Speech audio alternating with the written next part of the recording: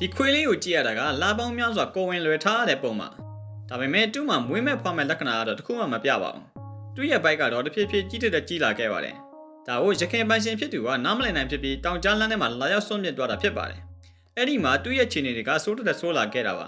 နောက်ဆုံးမှာတော့ကျင်နာတတ်တဲ့မျိုးသမီးတစ်ယောက်ကဒီခွေးမလေးကိုတွေ့သွားပါတယ်တူမကခွေးလေးကိုအိမ်ခေါ်သွားဖို့ဆုံးဖြတ်လိုက်ပါတယ်အိမ်ရောက်တော့လေခွေးလေးရဲ့ဘိုက်ကတဖြည်းဖြည်းနဲ့ပိုပြီးကြီးလာပါတယ်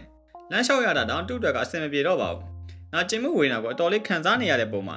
ဒါပေမဲ့တခင်တစ်ပုံမှာတစ္ဆာရှိမှုကတော့လုံးဝကိုကြော့မတော့ခဲ့ပါဘူးမနေ့တိုင်းတခင်လောက်သွားတာကိုလိုက်ပို့ပေးတယ်လို့ညနေတခင်ပြန်လာတာကိုလည်းစောင့်ကြိုပေးတတ်ပါတယ်တိုးတော့လေသူ့ရဲ့ကြမ်းမိုင်းချင်းတွေကတော့တနေ့တစ်နေ့ဆိုးလာခဲ့ပါတယ်ဒါဟုတ်တခင်ဖြစ်သူကစိုးရင်လာတာနဲ့ခွေးလေးကိုစီကန်းအောင်ခေါ်သွားလိုက်ပါတယ်အဲ့ဒီမှာတီးလိုက်ရတဲ့အမှန်တရားတစ်ခုကခွေးလေးကပိုက်ကြည့်ပြီးကလေးတွေကိုလွယ်ထားရတာမဟုတ်ပါဘူးကပ္ပပိုးကြောင့်ဖြစ်လာတဲ့ကြီးတွေကိုလီတာနဲ့ချီပြီးလွယ်ထားရတာဖြစ်ပါတယ်ဆရာဝန်ကအကြီးတွေကိုတေချာလေးဖောက်ထုတ်လိုက်ပြီးလိုအပ်တဲ့ကုသမှုတွေလုပ်ပေးလိုက်ပါတယ်ဒီလိုနဲ့ခွေးလေးရဲ့ကြမ်းမာကြီးကတဖြည်းဖြည်းတိုးတက်ကောင်းမွန်လာခဲ့ပါတယ်ကျန်းနေငယ်ကြကုသမှုတွေခံယူပြီးတဲ့အခါမှာတော့ခွေးလေးကလုံးလုံးကျန်းမာလာခဲ့ပါတယ်အခုတော့စွန့်ပစ်ခံရတဲ့ခွေးလေးရဲ့ဘဝဟာတခင်တည့်ရဲ့လက်ထက်မှာအကောင်းမွန်ဆုံးနဲ့တောက်ပလာနိုင်ခဲ့ပြီဖြစ်ပါတယ်